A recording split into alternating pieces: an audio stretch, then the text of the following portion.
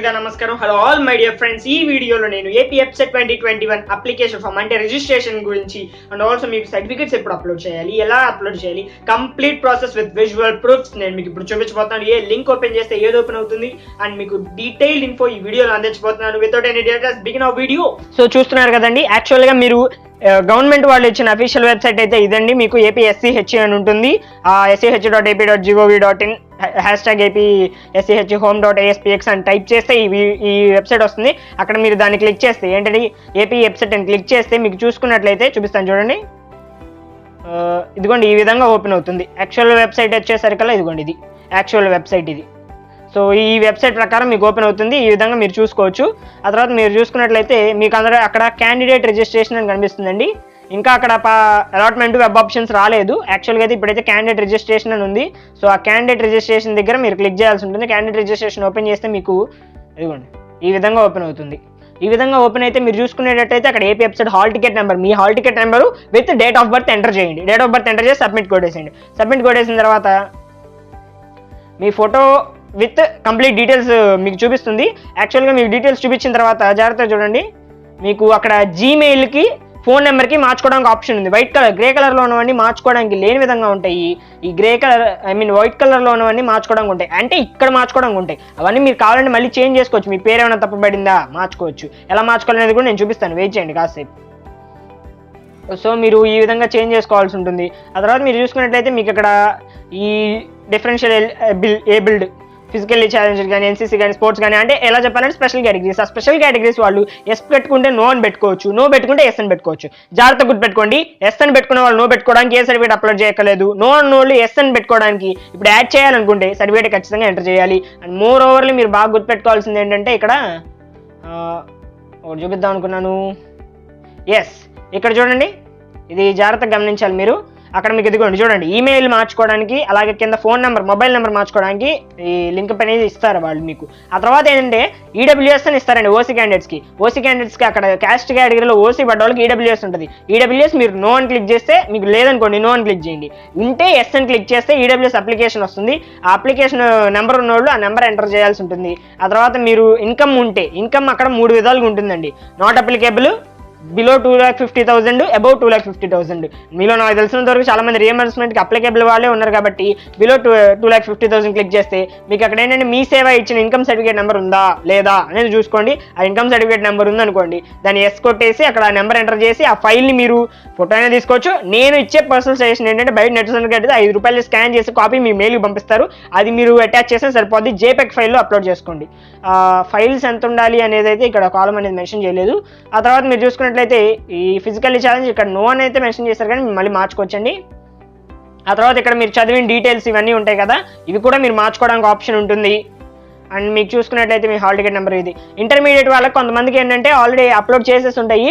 Upload చేయలేదే అనుకోండి, మీరు హాల్ టికెట్ నెంబర్ అనేది మీరు ఎంటర్ చేయాలి, బోర్డు అనేది మీరు ఎంటర్ చేయాలి. మాక్సిమం ఏంటంటే కొంతమంది కొంచెం టైం తీసుకుంటుంది కాబట్టి ఏం చేస్తారంటే కొంచెం సేపు టైం వెయిట్ చేసి ఆ తర్వాత మీరు అప్లోడ్ చేసుకుంది. ఇలా మీకు వస్తే ఇంటర్మీడియట్ ఈక్వివాలెంట్.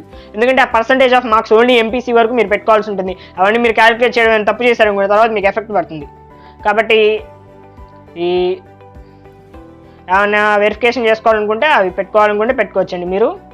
ఆ తర్వాత చూపిస్తాను చూడండి, EWS ఆల్రెడీ మీకు చూపించేసాను ఎలా పెట్టుకోవాలి ఏంటి అనేది. ఇన్కమ్ ఆప్షన్ కూడా చెప్పాను. ఆ తర్వాత లాస్ట్లో అండి, ఇంకా చివరి డీటెయిల్స్కి వచ్చేసినట్లయితే ఈ విధంగా ఉంటుంది. మీకు ఇక్కడ మీకు 2 విధాలుగా ఇస్తారండి, ఎస్ పెట్టుకోవచ్చు, నో పెట్టుకోవచ్చు. అక్కడ చూడండి, అక్కడ 2 విధాలుగా చూపిస్తాడు. జూమ్ చేస్తాను చూడండి.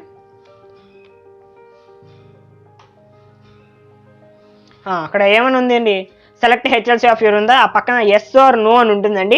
ఎస్ నొక్కారే అనుకోండి, జాగ్రత్తగా వినండి. ఎస్ నొక్కితే మీరు పైన ఉన్న డీటెయిల్స్లో ఏమైనా చేంజ్ చేసుకోవాలంటే ఇందాక PH కేటగిరీ వాళ్ళందరూ ఉన్నారు, స్పెషల్ కేటగిరీ వాళ్ళు ఎస్ ఉన్నోళ్ళు నో అని, నో ఉన్నోళ్ళు ఎస్ అని పెట్టుకోవచ్చు. మీ డీటెయిల్స్ కానీ అక్కడ తప్పు ఉంటే తప్పని సరి చేసుకోవచ్చు. మీ పేరు ఏమైనా తప్పు ఉంటే, మీ పేరు కానీ మీ ఫాదర్ పేరు కానీ తప్పేమన్నా ఉందంటే మీరు ఏం చేయాలంటే మీ 10th క్లాస్ మెమో అనేది పెట్టాల్సి ఉంటుంది అక్కడ కరెక్ట్ చేసుకోవాలనుకుంటే. ఆ తర్వాత మీరు అక్కడ HLCని మీరు పెట్టుకోవాలనుకుంటే పెట్టుకోవచ్చండి. ఇక్కడ ఎస్ అంటే ఎస్ అని పెట్టుకోవచ్చు, నో అంటే నో అని పెట్టుకోవచ్చు. మీరు కావాల్సింది చేసుకోవచ్చు. ఆ తర్వాత మీకు ఏంటంటే ఎస్ అనుకున్న వాళ్ళు ప్రతి చేసుకున్న తర్వాత ప్రొసీడ్ అని అడుగుతుంది, ఆ ప్రొసీడ్ చేసేసుకుంటే సరిపోతుంది. ఆ తర్వాత మీకు డైరెక్ట్గా ఇది చూడండి సక్సెస్ అని వస్తుంది. ఇక్కడ application form, hall ticket number, Aadhaar number అన్నీ వచ్చేస్తాయి. ఆ తర్వాత మీకు పేమెంట్ ఎంతనే చూపిస్తే ఇక్కడ 1500 ఉంది, 1500 ఏం పడదండి, మీకు 1200 పడుతుంది. ఓసీ వాళ్ళకి కానీ బీసీ వాళ్ళకి కానీ, ఒకవేళ ఎస్సీ ఎస్టీ అయితేనేమో 600 పడుతుంది. డెబిట్ కార్డ్ పెట్టేసేయచ్చు. మీరు మార్చుకోవడానికి ఆప్షన్స్ ఉన్నాయండి, చాలా ఆప్షన్స్ ఉన్నాయి. ఆ తర్వాత మీరు పేమెంట్ గేట్వే ఇలా ఓపెన్ అవుతుంది, మీకు కావాల్సిన గేట్వే ద్వారా మీరు పేమెంట్ చేసేసుకోవచ్చు. ఆ తర్వాత పేమెంట్ అయిపోతుంది. సో మీకు తర్వాత ఏం చేయాలనేది అసలు అత్యంత ఇంపార్టెంట్ అయిన స్టెప్ ఏంటంటే, ఎవరైనా సర్టిఫికేట్ రీఅప్లోడ్ చేసుకోవాలనుకుంటే మీకు కాలం ఉంటుందండి. ఇదిగోండి, సర్టిఫికేట్ రీఅప్లోడ్ చేసుకోవాలనుకుంటే అక్కడ రీఅప్లోడ్ కాలం ఉంటుంది. ఆ సర్టిఫికేట్ రీఅప్లోడ్ చేసుకోవాలనుకున్న వాళ్ళు రీఅప్లోడ్ చేసుకోండి. అక్కడ సర్టిఫికేట్ రీఅప్లోడ్ అని చూసారా, అక్కడ అప్లోడ్ చేసుకుంటే చేసుకోవచ్చు, మీరు మీ ఇష్టం అది. ఆ తర్వాత మీరు చూసుకున్నట్లయితే అది పేమెంట్ ఇన్ఫో ఉంటుందండి. అక్కడ అదిగోండి, నో యువర్ పేమెంట్ స్టేటస్ ఉంది, రెడ్ మార్క్లో కనిపిస్తుందా, ఇప్పుడు రెడ్ మార్క్ కూడా అయింది. పేమెంట్ స్టేటస్ కనుక్కొని పేమెంట్ రిసిప్ట్ అనేది జాగ్రత్త డౌన్లోడ్ చేసుకుని ఉంచుకోండి. ఆ తర్వాత మీకు యూజ్ అయ్యిద్ది, అది డీటెయిల్ చేసుకోండి. ఆ తర్వాత పేమెంట్ రిసిప్ట్ అనేది ఈ విధంగా వస్తుంది, పేమెంట్ డీటెయిల్స్ అనేవి ఈ విధంగా ఉంటుంది. ఇవి డౌన్లోడ్ చేసుకొని మీ డ్రైవ్లో సేవ్ చేసుకోండి. ఎప్పుడైనా గుర్తుపెట్టుకోండి, మీ డ్రైవ్లో సేవ్ చేసుకున్న డాక్యుమెంట్స్ చాలా ఉపయోగపడతాయండి మీ లైఫ్లో. నేను చెప్తున్నాను, పర్సనల్ ఎక్స్పీరియన్స్తో చెప్తున్నా. సో మీరు సర్టిఫికేట్ రీఅప్లోడ్ చేసుకోవాలనుకుంటే రీఅప్లోడ్ చేసుకోవచ్చు. ఎవరు రీఅప్లోడ్ చేసుకోవచ్చు అనేది ఇదిగోండి, ఇక్కడ డీటెయిల్గా ఇన్స్ట్రక్షన్స్ ఇచ్చారు, వాటిని జాగ్రత్త చదువుకోండి. ఈ డాక్యుమెంట్ ఫైల్స్ అన్నీ నేను డిస్క్రిప్షన్లో ఇస్తాను, మీరు హ్యాపీగా చూసుకోవచ్చు వాటిని ఎలాగా ఏంటి అనేది. ఆ తర్వాత మీరు ఇదిగోండి, ఫైల్స్ అనేవి ఈ విధంగా అప్లోడ్ చేయాల్సి ఉంటుంది. పర్సనల్ డీటెయిల్సా, కాస్ట్ సర్టిఫికేట్, ఎవరైతే కాస్ట్ సర్టిఫికేట్ పెట్టలేదు మార్చుకోవాలనుకుంటే మార్చుకోవచ్చు. ఓకేనా?